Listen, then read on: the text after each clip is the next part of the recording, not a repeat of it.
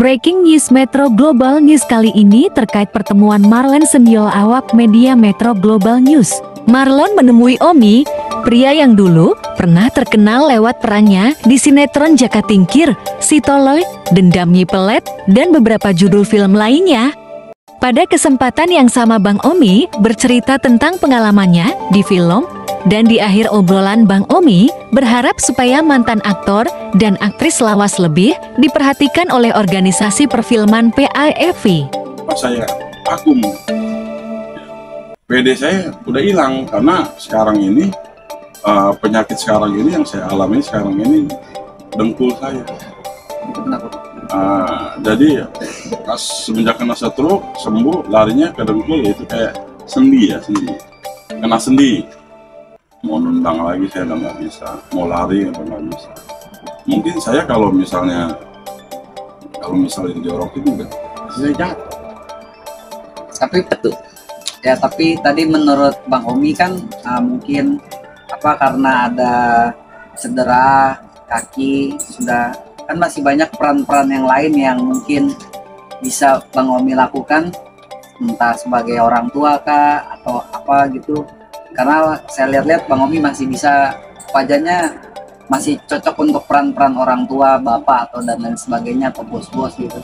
Kenapa nggak coba ambil lagi Bang? Itu benar. Mungkin saya udah nggak bisa fighting lagi. Mungkin saya ambil dramanya. Tapi yang namanya kalau sudah nggak pede itu susah. Emang saya mau berusaha pede lagi ya. Mungkin kalau seandainya saya ada kesempatan dapat peran orang tua, ya dramanya aja nggak fighting, saya senang. Jadi kalau ada kesempatan mau ya? Insya Allah.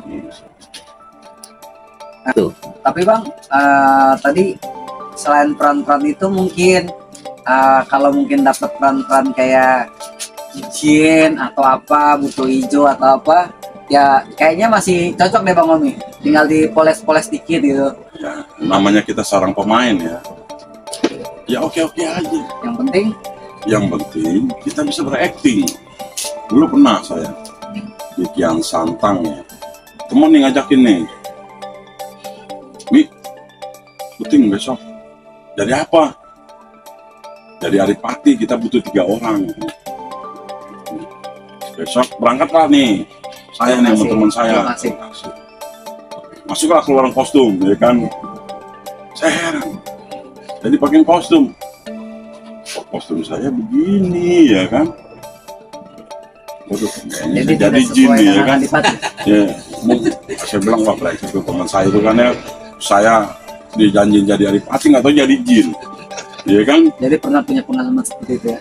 Punya pengalaman seperti itu. Ya mau gimana, kita harus ini dong, harus konsekuen ya. Kita harus ya mainin lah pemain yang profesional lah ya udahlah, harus bagaimana. Kalau zamannya Abang sama zaman sekarang kan itu apa ya Bang, sedikit berbeda untuk jadi aktor mungkin, atau lebih susah zaman Abang atau zaman sekarang gitu. Jadi zaman waktu Abang jadi aktor awal-awal sama zaman sekarang kan mungkin sedikit berbeda. Coba kalau yang untuk zaman dulu itu bagaimana sih Bang untuk jadi seorang aktor atau artis gitu? Coba boleh ceritakan bedanya dengan zaman sekarang. Kalau zaman dulu sama zaman sekarang ya terang beda. Karena dulu gini ya, dulu saya itu berjuang benar di film. Ya saya ngelamar ke sini, ngelamar ke situ, ngelamar ke sana.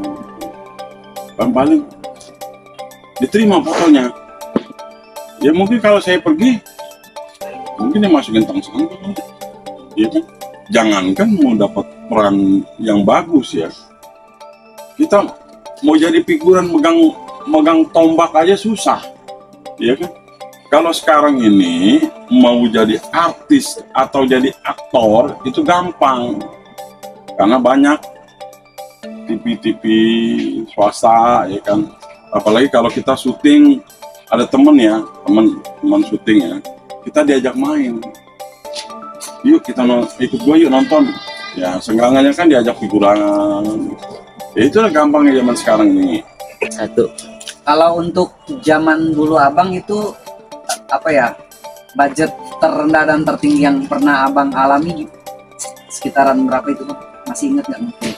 Pernah ngalami honor berapa terendah dan tertinggi itu? Ya nominalnya itu rahasia, tapi adalah cukup. Kalau dulu kan kita itu syuting itu kita kontrak ya.